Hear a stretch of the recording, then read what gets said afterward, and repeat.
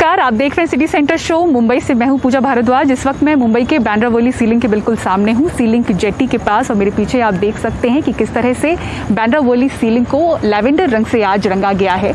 Nanavati max super speciality hospital के द्वारा cancer को लेकर जागरूकता फैलाने के लिए आज वर्ल्ड कैंसर डे है। और देश का अगर आप कुछ आंकड़ा देखें तो जरा सा हैरान करने वाला है, क्योंकि कोविड से पहले जो संख्या थी कैंसर के मरीजों की, उसमें फिलहाल 27% का इजाफा दिख रहा है। और डॉक्टर्स बताते हैं, एक्सपर्ट्स बताते हैं कि 50% जो मरीज हैं वो एडवांस स्टेज पर पहुंच रहे हैं, यानी कि कैंसर के बहुत ज़्यादा उनके शरीर में फैलने के बाद पहुंच रहे हैं। और ऐसा इसलिए भी हुआ है क्योंकि कोविड के दौरान फिर चाहे वो कहीं पर इलाज की सुविधा नहीं थी, बेड की कमी थी, या फिर लॉकडाउन की पाबंदियों के दौरान वो अस्पतालों तक नहीं पहुंच पा रहे थे, तो इसके कारण अब जो उनका कैंसर है उनके शरीर में बहुत ज़्यादा फैल चुका है।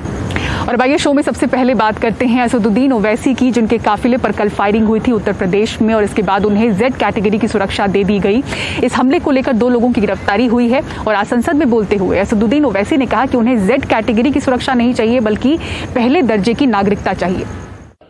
ओवैसी की जान उस वक्त बचेगी जब गरीब की जान बचेगी।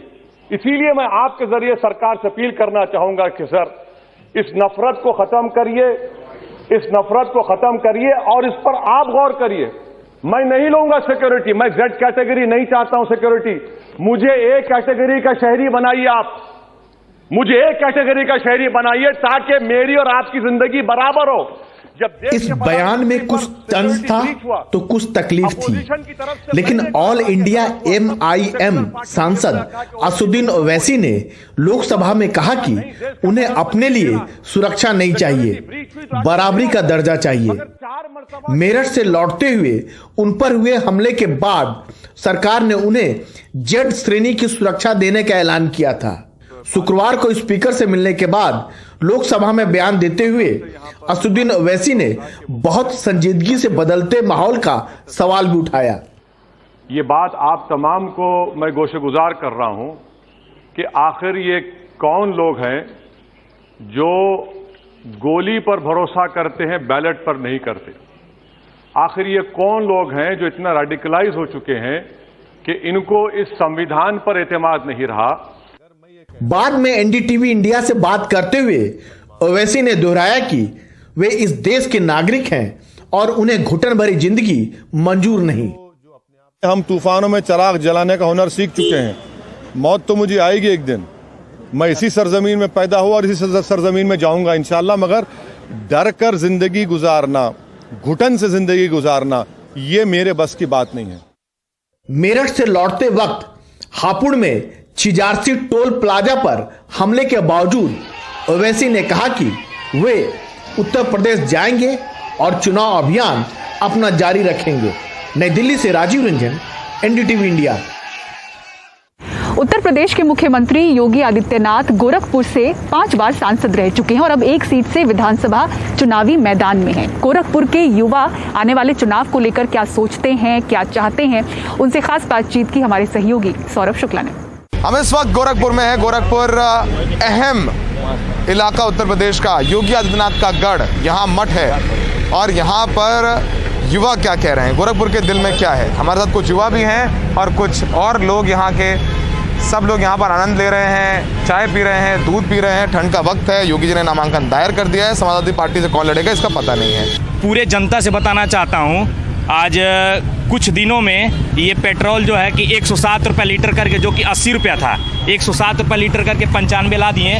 तो जनता सोच रही है कि पेट्रोल का जो है दाम घट गया है, लेकिन भैया घटा कहाँ है, 15 रुपये अभी भी महंगा है। तो ये सरकार किसान और नौजवानों के एकदम दबलने का, एकदम दमनात्मक तरीके से वंचित करने का, दबाने का काम कर रही है। क्या करते हैं आप? पढ़ाई करें? मैं पढ़ाई कर रहा हूँ, मैं स्टूडेंट हूँ, इस समय भी फार्मा करता हूँ। भी फार्मा कर रहे हैं जी। और लोगों से बात करते हैं। रिसर्च सेंटर आपके गोरखपुर में बन गया है, एम्स हो गई, आयुर्वेद यूनिवर्सिटी हो गई, यूनिवर्सिटी हो गई, तो रोजगार मिला। और आज भी जो मिला है। 2017 में योगी जी को वोट किया था, ठीक है सर। लेकिन इस बार नहीं करूंगा। उसका रीज़न है 2017 में अखिलेश यादव सरकार में एक एसआई की वैकेंसी आई थी, जिसको अभी 15-20 दिन पहले क्लियर किया है, और इनके शासनकाल में अभी एक एसआई का एग्जाम हुआ है, उसका रिजल्ट तक नहीं दिए हैं। और इसके बाद पता नहीं किसकी सरकार होगी, क्या होगा क्या नहीं होगा, हम जैसे बेरोजगारों के साथ क्या होगा।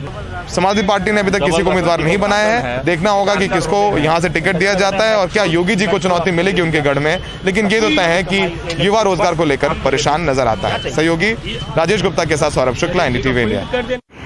पंजाब कांग्रेस के अध्यक्ष और पंजाब में कांग्रेस के संभावित मुख्यमंत्री उम्मीदवार नवजोत सिंह सिद्धू ने दो टूक शब्दों में कह दिया है कि कांग्रेस को ऐसा मुख्यमंत्री उम्मीदवार चुनना चाहिए जो कि ईमानदार हो और चरित्रवान हो, नहीं तो जनता बदलाव ढूंढ रही है। एनडीटीवी से खास बातचीत में उन्होंने खुद को ऐसा ईमानदार नेता बताया जिसके ऊपर 25 पैसे का भी आरोप नहीं है।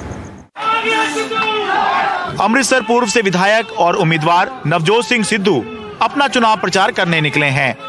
एनडीटीवी से खास बातचीत में सिद्धू ने खुद को एक ऐसा नेता बताया जिसके ऊपर चवन्ने का भी आरोप नहीं है। आवाज़ खलक, नगाड़ा खुदा, जनता की आवाज में परमात्मा की आवाज है।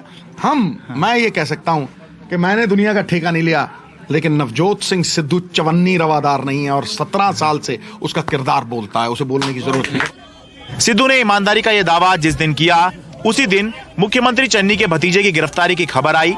रविवार को यह तय होना है कि पंजाब से कांग्रेस का मुख्यमंत्री उम्मीदवार कौन होगा। इस पर सीधे कुछ ना कहते हुए भी सिद्धू काफी कुछ कह गए।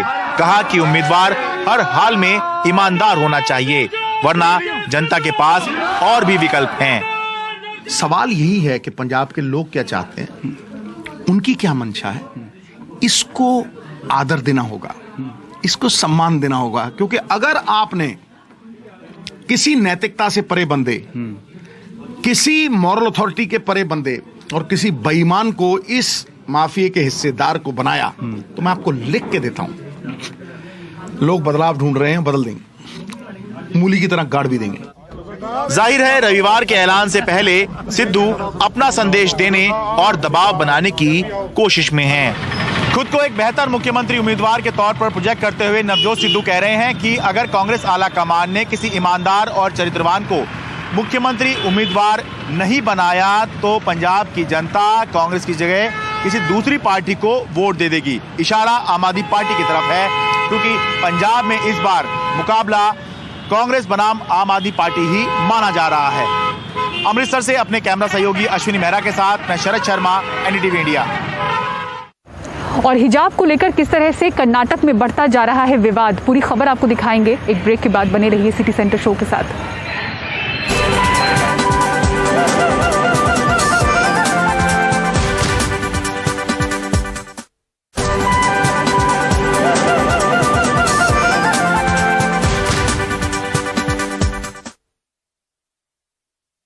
और हिजाब को लेकर कर्नाटक में विवाद बढ़ता जा रहा है। कर्नाटक हाई कोर्ट में हिजाब के लिए इजाजत देने के लिए याचिका दायर करने वाले वकील का कहना है कि सरकार की गाइडलाइंस प्री यूनिवर्सिटी कॉलेज में पहनावे पर रोक लगाने की वकालत नहीं करती।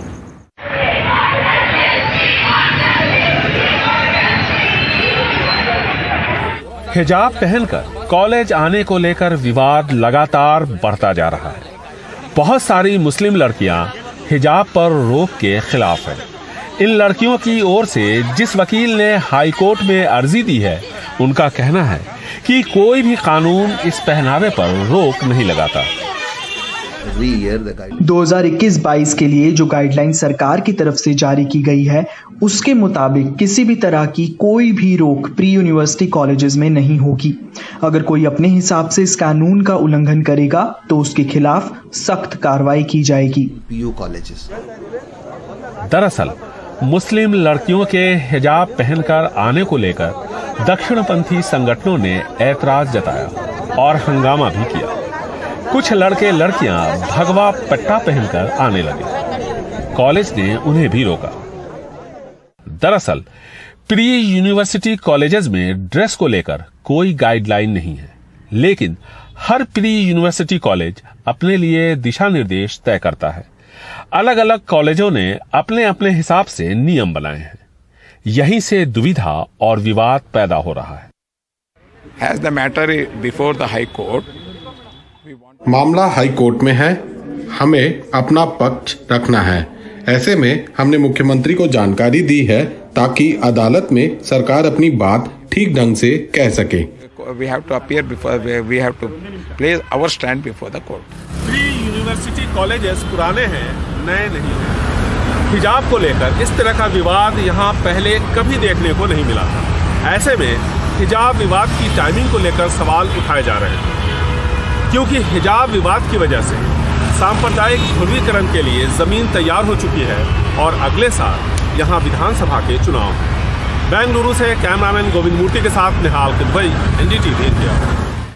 और वर्ल्ड कैंसर डे पर अब एक अहम रिपोर्ट। कैंसर का अगर समय रहते पता चल जाता है तो इलाज संभव है। बताया जाता है कि 80% लोग बचाए जा सकते हैं, लेकिन कोविड के दौरान, लॉकडाउन के दौरान समय पर जांच न कराने और इलाज न कराने की वजह से संकट बड़ा हो चुका है और खासतौर से आर्थिक रूप से कमजोर लोगों पर ज्यादा प्रभाव पड़ा है। देखिए रिपोर्ट।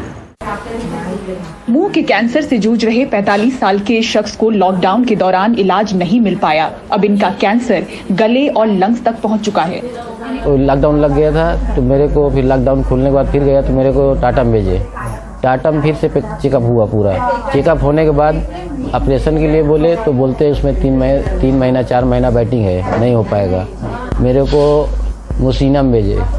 मुसीना में 2.5 लाख रुपये मांग रहे हैं। अभी इतना पैसा मेरे पास नहीं, मैं कहाँ से दूँ। 50 साल के ये मरीज भी मुंह के कैंसर से जूझ रहे हैं। टाटा कैंसर हॉस्पिटल और बीएमसी अस्पताल के चक्कर काटते काटते इनका कैंसर काफी फैल चुका है। सायन वाले ने भी हम लोग का 15-20 दिन खाया कि ये फॉर्म निकाल, वो निकाल, ये करने तक कोई ज्यादा फैल गया तो बोलते अभी हमारे इधर इलाज नहीं होता। तो अभी मैं तो गरीब है, घर काम करना रे भाई, और मेरा आदमी भी काम धंधे पे अभी 2-3 महीने से है नहीं। एक तो मेरे बच्चे छोटे हैं, अभी मैं कहाँ से लाएगा 1-1.5 लाख। मुंह के कैंसर के 40 साल के इस मरीज को बचाने के लिए इनकी बहन करीब 1 महीना चक्कर काटती रही। जैसे 4-5 तारीख को पता चला है तो 10 तारीख से हम उसके पीछे घूम ही रहे, लेकिन पूरा जनवरी आने तक हम लोग टाटा में ही चक्कर काट रहे थे कि आज स्पीच थेरेपी कराओ, कल टूडी को कराओ, ये कराओ। उधर हर लाइन में 1-1 दिन जाता है। एक अनुमान के मुताबिक भारत में 1 साल में करीब 13 से 14 लाख कैंसर के मरीज आ रहे हैं, जो 2 साल में करीब 37% की वृद्धि नजर आती है। कोविड के दौरान इलाज में रुकावट ने बड़ी समस्या पैदा की है। कैंसर्स के नंबर्स जो हैं वो बढ़ रहे हैं। अभी इस समय ऐसा अनुमान है कि हर साल करीब 13 से 14 लाख नए कैंसर केसेस होते हैं। कुछ पॉपुलेशंस में, कुछ एज ग्रुप्स में ये कैंसर बढ़ रहे हैं। काफ़ी सारे हॉस्पिटल्स ऐसे जहाँ पे कैंसर केयर जो है वो बंद होकर वो हॉस्पिटल्स कोविड में टर्न हुए हैं, तो वहाँ पे पेशेंट्स को बेड मिलने की प्रॉब्लम होना, लॉकडाउन के रेस्ट्रिक्शंस की वजह से पेशेंट्स को ट्रैवलिंग में प्रॉब्लम होना, पेशेंट जो हमारे पास आ रहे हैं वो तकलीफें बढ़ने के बाद आ रहे हैं, तो उसकी वजह से बहुत बार ऐसे होता है कि जो कैंसर है वो मेटास्टेटाइज होके कई दूसरे ऑर्गन में जाता है और वो जो है एडवांस स्टेज होने के कारण उसमें सर्जरी इंडिकेटेड नहीं रहती है, तो ऐसे पेशेंट्स में हम रेडिएशन या कीमोथेरेपी देते हैं। इस बीच टाटा मेमोरियल सेंटर में प्रोटॉन थेरेपी शुरू हो रही है, जिसमें शरीर के प्रभावित हिस्से पर ही रेडिएशन दिया जाएगा। इससे शरीर के अन्य हिस्सों पर रेडिएशन का दुष्प्रभाव नहीं पड़ेगा। ये कैंसर के रेडियोथेरेपी में सबसे नई तकनीक है। मुंबई से अभिषेक शर्मा के साथ पूजा भारद्वाज, एनडीटीवी इंडिया।